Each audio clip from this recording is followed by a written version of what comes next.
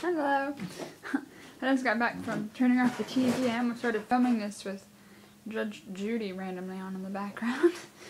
I came to my mom's room because my sister, just as I'm ready to film, decides to come into our room, and I'm not waiting for her to be done with her phone conversation in there so I can do this video, because I want to do this now while I still have the wonderful sounds of this album in my mind. Because I'm going to do an album review of Pisces, Aquarius, Capricorn, and Jones. Why? Because I got it for my birthday, and it is just one of the greatest albums I've ever heard, okay? I have to talk about it. And I have a paper written out with all these little points that I love about the songs, so I don't forget anything to talk about. I mean, I actually sat down and listened to the album, and I'm like, I like this about that song, and I like this, and I like this. So, that's a lot of stuff. I think my dad's home here, motorcycle in the background. Anyways, this whole album starts off with Salesman, which it is one of those very catchy songs to me.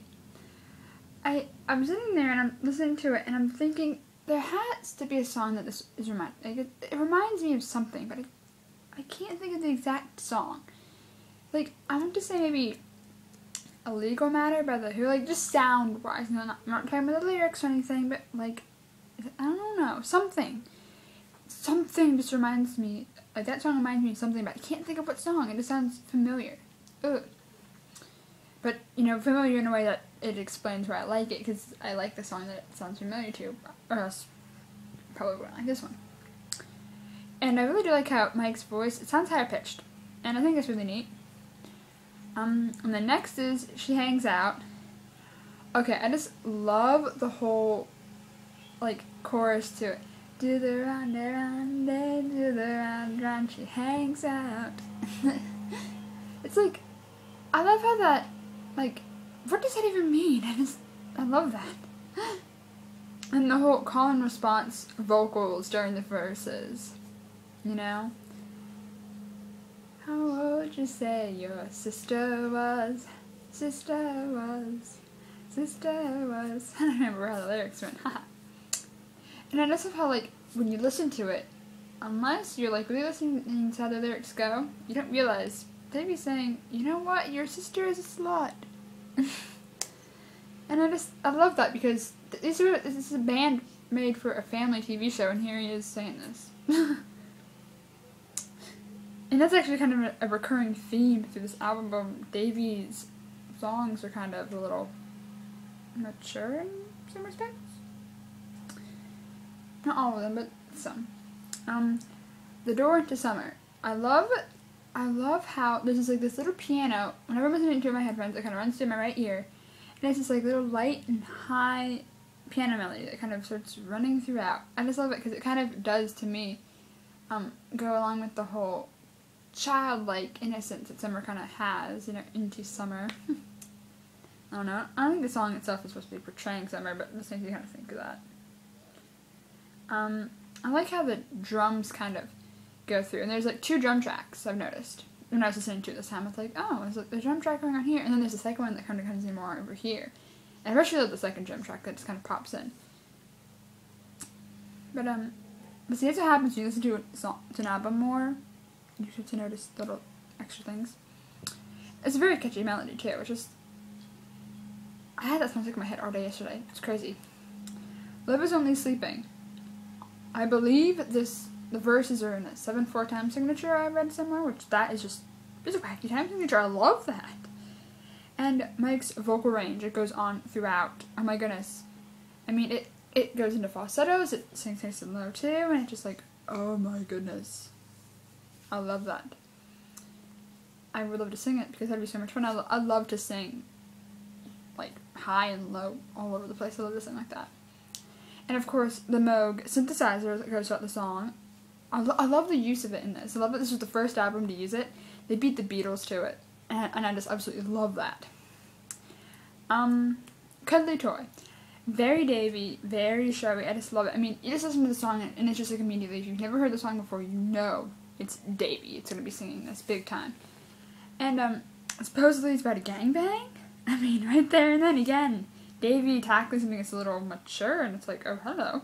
And I love how, as it goes on more into the song, Mickey starts having this harmony, and it's higher than Davy's melody, and I think it's something like that runs through the Beatles' early songs a lot, so I love that. I love that so much. And then at the very end, how that final la is repeating itself, and it's kind of trippy, and it goes like la la la la. I don't remember the pitch of this, I can't remember. And then it just kind of goes, and all of a sudden, boom, you have words. I just love how it just goes right into that. And in words, the wind chimes are going to play throughout, and Mickey and Peter's vocals together. I love whenever they sing together. There's this one song I remember hearing, I can't remember the name of it for the life of me, but it's like a rare track. Peter's on a banjo, Mickey and Peter are duetting, and their voices blend so perfectly, and you hear that blend in words, and I love that. And then somehow in the chorus, it's like, there's words that never were true, I've spoken to help nobody but you. Like, it's like shouted in there. I love that. The song Hard to Believe. I love how it's like this sweet little ballad, and I noticed that Davy has a writing credit.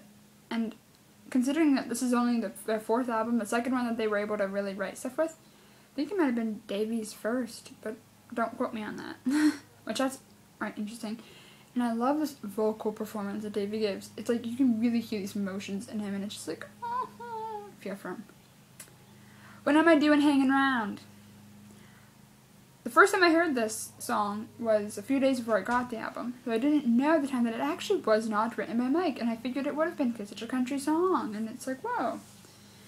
And I don't really have a whole lot to say about that one, because I'm not really, I don't listen to a whole lot of country, I'm not very good at like picking at things I like about it, but I love the narrative that goes through. The whole, here he is going down to meet this girl in Mexico, and he's wondering, why am I still here? Why am I not leaving? I kind of don't want to be here anymore, but I'm so stuck here.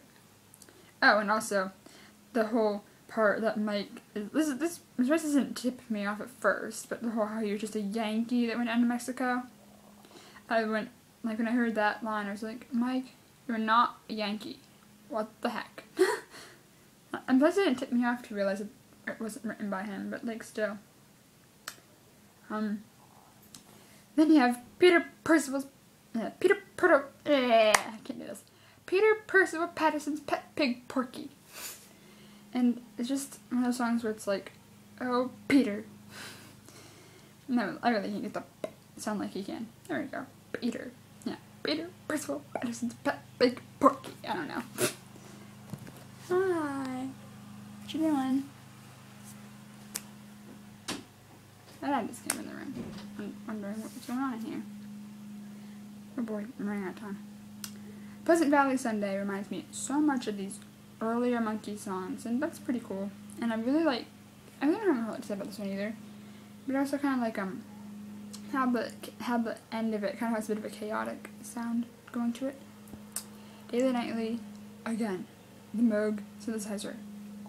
Like, I'm kind of a big psychedelic person, I think, when it comes to music. I love it. And how Mickey's vocal was really distorted, and the lyrics that go through this, and I'm running out of time, so I'm not gonna like quote anything, but the lyrics are pretty awesome. Just how they're kind of like almost like mind blowing. Don't Call on Me. I love the slow cabaret style sound to it, and how Mike's vocal is just so tender running throughout. And then Star Collector, I think might be about a groupie. I'm just saying. Only aims to please young celebrities. And how Davy's saying that he isn't going to respect her. I think it might be about a groupie. That's what I think. And how Davy's vocal is so high-pitched through this. She's a star collector. And, once again, the whole psychedelic nature in the Moog synthesizer going through again, and the whole bye-bye towards the end. This whole album, one of the things I love about it, I'm going to be real quick here, I'm running out of time, is the fact that it's so stylistically different. Each song is so different, and I love things like that. I love when things are totally different, and it just still comes together with this amazing album